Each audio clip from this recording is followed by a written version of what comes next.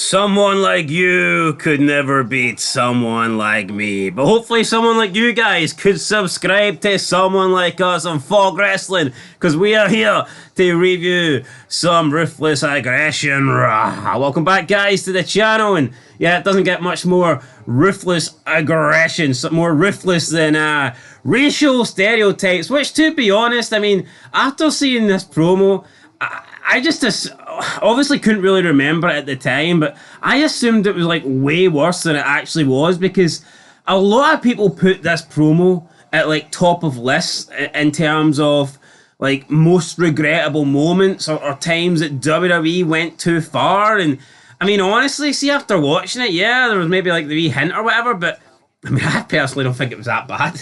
You don't think it was that bad? You know what? I think it was bad, but not in terms of racism. I just thought Triple H burying him made no fucking sense. Yeah, I didn't think it was a great promo, like, but I don't think it was like too far. I wasn't offended.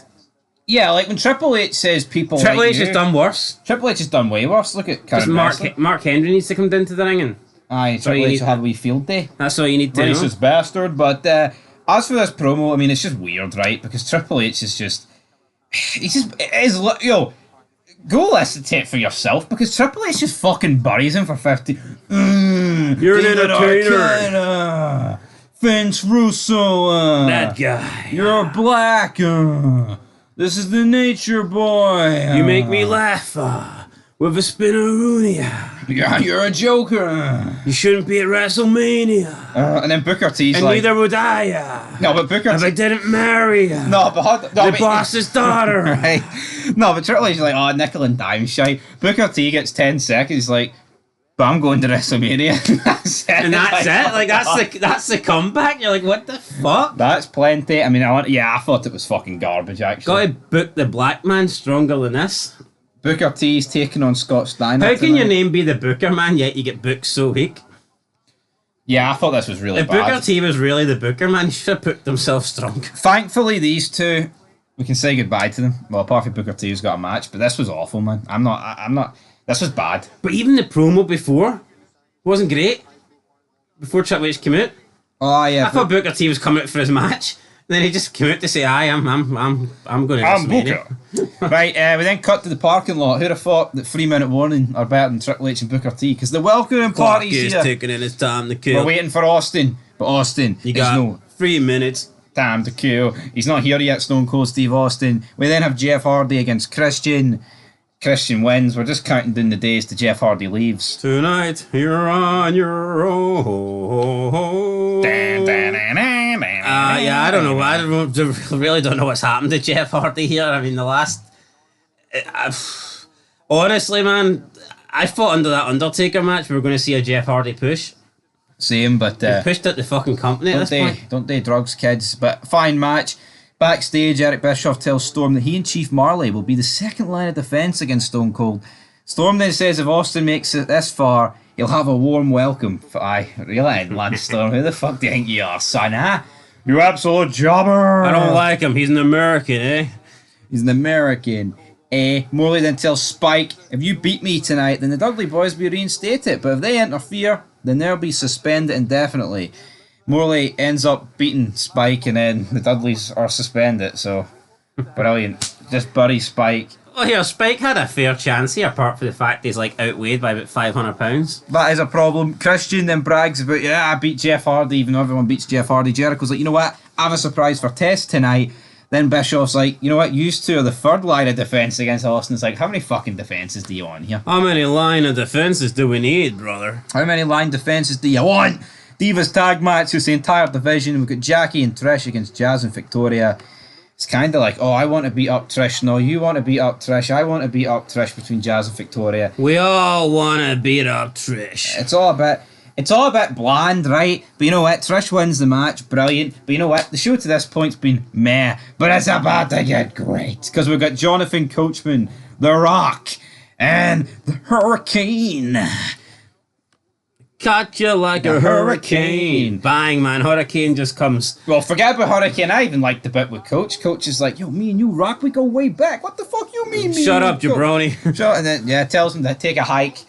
Rock, you dumbass Rock wannabe haircut. Wrong's like, you know what? Actually, I'm gonna have a sing-a-song. He goes to open his locker. No, but like even the cop. I mean, it's like listen. I'm not saying that The Rock needed good backstage interviews, but they fucking helped.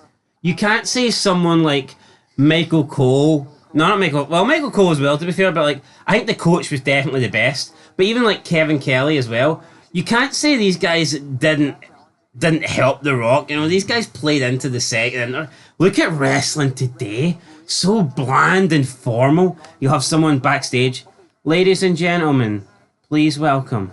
Blah, blah, blah. I mean, what the fuck is that? Where's The Rock ripping absolute pish? Where's The Rock talking to Lillian? Hey, get down, fella. You know, like where's that stuff? Yeah, it's not happening, is it? It's not. But I mean, I fucking hate today's wrestling.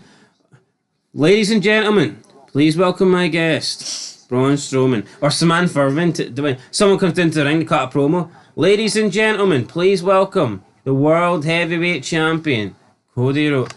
Why welcome them? What if they're a cunt? What if they're a heel? Why would we welcome? It just doesn't make any sense. No, it doesn't make any sense. But you know what? I think this is one of the. I think this is honestly one of the best promos of all time between The Rock and Hurricane here. It's fucking not like comedic. It's brilliant. The Rock is properly Hollywood Rock. Hurricane is doing his best. It's like, where the hell's my guitar? Has a wee look for it, peeks the curtains behind, and who's in there?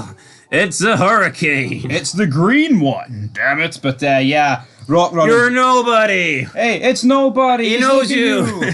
You're nobody. It's the Rock's Hamburglar. Rock, phone rings. Hello? Oh, nobody. Hey, it's nobody. He knows you. What's up with that?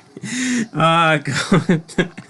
Hurricane makes reference that he was peeking behind the curtains and he basically seen that, you know, The Rock isn't really much of a rock, more like a pebble. It's Ricky Stark 20 years in advance. Yeah, Edge, Bury and Ricky Starks for this promo right here, but phenomenal, great. Hurricane tells The Rock that Bischoff had to arrange a welcoming party just to protect him. You're afraid of Austin. Is he afraid? Rock's thinking about it. Easy, big fella. Stone Cold's almost here, bro. The Rock's afraid of nobody. Absolutely nobody. Hurricane says that The Rock is full of crap, and you know, I can't wait to get The Rock versus Hurricane. And you could just watch these segments all week, couldn't you? No, you see, for me, honestly, this is why I will put the Hurricane above Roman Reigns on our time list. Yeah, because it hits things like this. Now, look, people can say, yeah, but Roman Reigns got to work with The Rock. Here, see when the Bloodline got to work with The Rock? Let's keep it fucking real. They contributed absolutely nothing. No, I love this in the 2 out of 24. It's great. It's a great burger. No, let's fucking be real here, right? See, when The Rock came back, the Bloodline contributed fuck all to The Rock segments. The Rock would talk, Roman Reigns would stand beside him, and everybody else would stand in the corner and offer fucking nothing. It's not like the Hurricane is just lucky here to be in the same segment as The Rock. He's actually carrying his own. He's actually contributing to make this fucking great. That's the difference. See, when The Rock came back, The Rock was literally... I mean, look at that time Solo Sikoa actually took the mic and spoke up. The crowd booed the fuck out of him. It's like, you know, we don't want to see you versus Seth Rollins. That's like the biggest downgrade of all time. They wanted Seth Rollins to take on The Rock. Massive difference. Just because you're in a segment with The Rock doesn't mean shit. But if you're in a segment with The Rock and you hold your own and you actually add and make the segment better, then that's when I give you respect. That's what the Hurricane's been doing the past 2 weeks. That's something Roman Reigns and the Bloodline never done. No, absolutely. And you know what, you're right. Hurricane's holding his own. And I think that you've got to say that. See, when The Rock interacted with people in the Attitude Era, I think most part they did hold their own. Same with the, you know, there's a few examples where people don't hold their own, and I think when you look at today's wrestling, when The Rock comes back, or Austin, or like the true stars, when they come back, and it just feels like no one belongs in the same ring as them. Look when DIY was backstage with DX, you know, things like Adam Cole was backstage with Triple H and fucking Shawn Michaels. It's night and day. See, remember when The Rock came back though? Is it any fucking coincidence that the only people The Rock feuded with was Cena, Punk, and Awesome Truth? And even though the Austin Truth, you can argue, it was basically this feud with Cena. No, I know. But like, think it. Like, how could The Rock? Let's just pluck a name. Let's say Finn Balor. How could The Rock have a feud with Finn? The line starts behind me. You take your line and shove it straight up your candy ass. No, it just wouldn't work. No, it wouldn't work. No, it wouldn't. But this worked. This was brilliant. And it won't be the last great thing we'll do with Rock. We'll get tonight because Chris Jericho's up next. He comes out. He's like, you know what? I'm going to say sorry to Stacey. I'm sorry that she's with an idiot like Test. He's like, you know what? Test went wild. It girls went wild. And he shows a video of Test signing several girls' breasts. So they're not happy. Well, I mean, I say they're not happy. Stacey's not happy. But again, is this the big man? Is this him stirring the pot? It absolutely looks that way. Because then Test is a bit pissed at Stacey. They're yelling at each other. Test letting the gauntlet down here. He says, Stacey, you know what? You stay in the fucking back and I'll go and deal with Jericho. Is there a Test heel turn coming up here? There could be, but then Christian, he bullies Stacey out to the ringside area during the match. He ends up defeating Test because he got confused because Stacey was out there. He pushes Stacey out the road. Test gets hit with a concerto. Michaels then comes out. I tell you what, Michaels didn't get much of a pop here. It was pretty fucking dead. Yeah, like... I like Michael. I love Michaels. I love Jericho. I think this feud's been okay, but there does feel something off about it. Yeah, it's like I can't stop, really stop. I can't. See, at this point in wrestling, we're just not used to someone not being there every week. But Michaels he's beginning to be there every week though. Yeah, but if you know, I know he is like, but it has been off and on. No, it has been pretty much since Survivor Series. It's been off and on. So yeah, I don't know. It's a bit weird. Like he worked with Triple H, but Jericho, he was still, you know, they planted the seeds at Survivor Series. Well, let's put it this way: Shawn Michaels Triple H feud was fucking way better than this one. No, absolutely. But then it was you, Hunter. Parking lot with 3 minutes. You're damn right, it was me, Sean. With my big nose at Buries, yeah. 3-minute warning, Rico are in the parking lot. They see a car. It's Gold Dust. Gold Dust arrives like, I'm looking for Booker T. Booker T. How great. No, but because he's stuttering and like slurring, he was driving the car like a fucking madman. I thought it was Austin, how quick they came in. I know. He must have had a stutter and put the foot down. But yeah, this is brilliant. This is Ford Diddy, man. It was not a fucking limo you're riding. No, it was like a sedan. Oh, okay. Must have been a fucking big long one. It was a decent sized sedan. But see the speed of it, I just thought it was. You know the way Austin would come in like driving 100 miles an hour? I just kind of assumed it was, but then it turns out it's just fucking retarded Goldust. Up next, this was weird. Goldust is great. Yeah, Goldust, I mean, you say what you want about him in 2024, like, and his questionable life choices and whatnot, like, but I'll put Goldust above Roman Reigns on the all-time list. No, people think I'm taking the piss. I 100% believe that Dustin Rhodes is better than Roman Reigns. I don't even think it's up for debate. Yeah, people thinking Cody Rhodes is better than Dustin Rhodes. No, the big man Goldust is the man. See this segment alone, it's better than Cody Rhodes' entire fucking career. Any Goldust run, apart from maybe the ones he's had in the past 15 years, anyone's previous to that, yo, Goldust was insanely overseen, like 96, 97. No, he was. That match with Piper, I don't think fucking people realise. Right. Up next, Lewinsky comes out, he says, I can't wait for Austin. And then the Dudleys come out, batter him, and then just run off. What the fuck was this?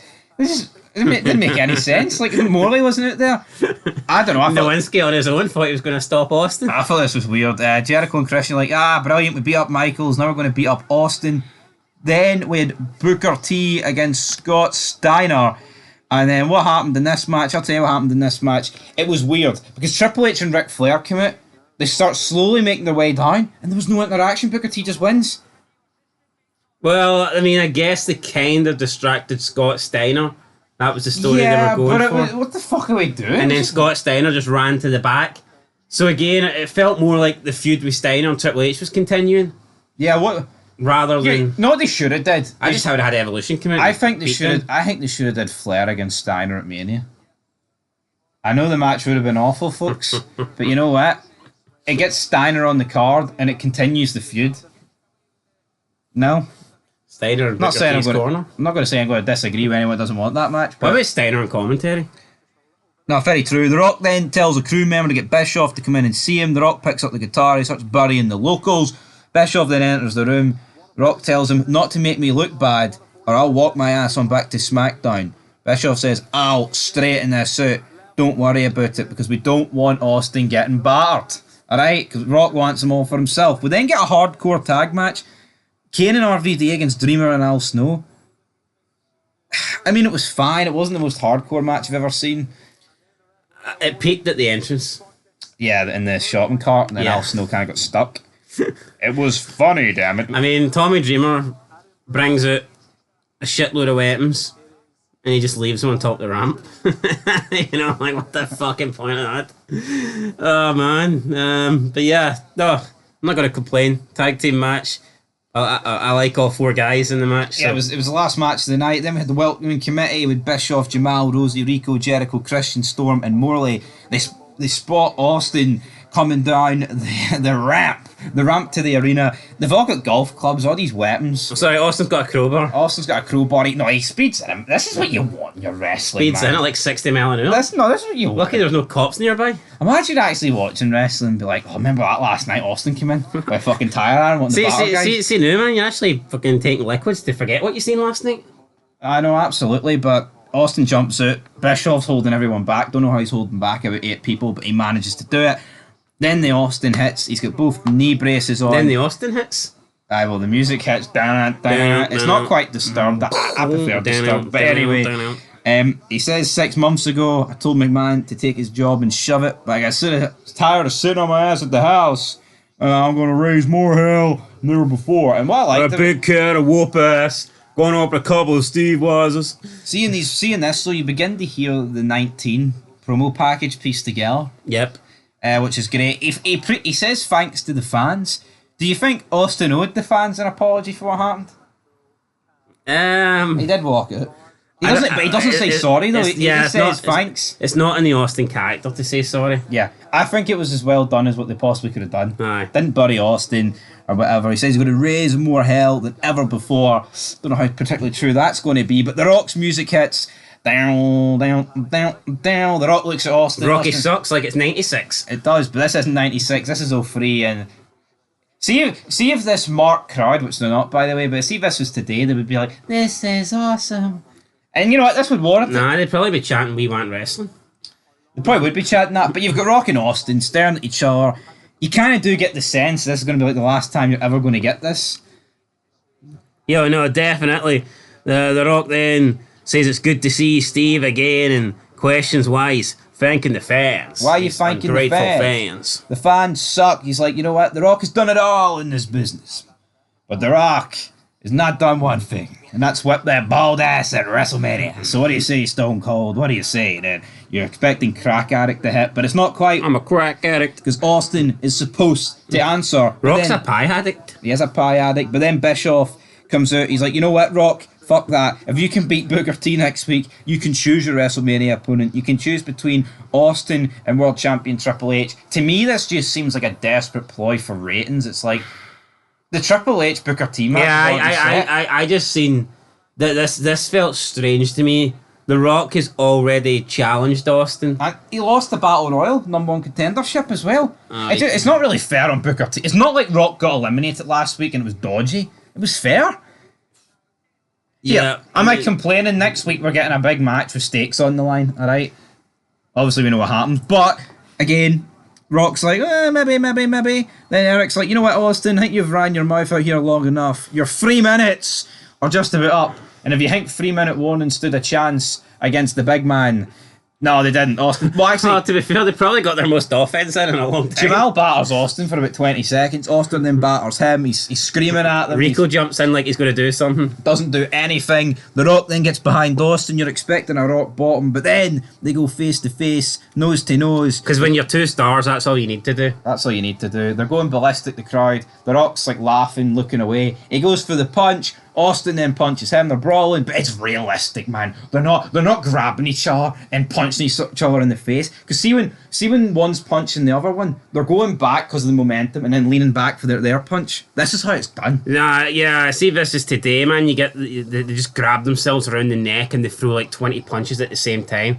I hate that. That is the fucking food. Who brought that in? See, whoever brought that in, I think they should be fucking shot and like put in the wrestling, like, what do you call it? Not Hall of Fame, like what's the discard list? Shame? No, like the what's Benoit? The Hell? blacklist or list or whatever. Oh, you know, the blacklist or whatever. Aye. Nah, every time I see and no, who do you think of the most when you think of that the whole grab? Kevin Owens, Sami Zayn. That's me, that same. And I fucking to me, they're the despise two it. that started it. I despise it. You never see a stop. Brock Lesnar would never sign up to doing this, mainly because the person he'd do it with would probably end up dead. Imagine Undertaker, like someone selling Yeah, imagine someone trying to sell Undertaker's punches like that. Well, I say sell, not sell Undertaker's punches like that. Oh, it's awful, man. Well, no, that's the difference. So see if you did No, but that. see back in the day. No, like, but see if you did look at this. Look at Triple H on Tough Enough. No, but see if you did this to someone. Do you remember Triple H and the guys like if he sold like that in the ring, I'd deck you for real. No, that's what I'm saying. No, see people in the past eras, they wouldn't settle for this. See, after a couple of seconds, they'd start actually punching them for real. But that's my. Why does Triple H accept this when he didn't back in the day? He fucking knows this isn't. See what you see today. He knows that ain't good. He knows that's not how wrestling is. But Yeah. he's like fully committed to it. No, it's pathetic. Fucking embarrassing, man. Austin goes for a stunner. Rock counters it. He rolls out the ring. They're screaming at each other. And it's like, yeah, and that's how Raw ends. So I thought it was a great show. Did it start off that strong? I mean, probably not, but it just went from strength to strength, in my opinion. And I think you had a couple of 10 out of 10 segments. yeah, and at least right, you've got every match that involved people kind of centered around Austin and Rock because it was like, oh, these guys need to get backstage and start preparing for Austin's I arrival. mean, look at the world title match. It feels like a throwaway match. does. In comparison to Rock Austin. Like, honestly, I know we buried Michael's Jericho, but it kind of just feels on a similar level to that. I don't know. Evolution, Orton and Batista weren't there this week. Just weird, but yeah, Rock Austin. It's not a 10 out of 10 show, but I'm going to get a 9. I'll get a 9. That's 2 9s in a row for Raw. Can SmackDown bounce back? No. Because SmackDown fucking sucks.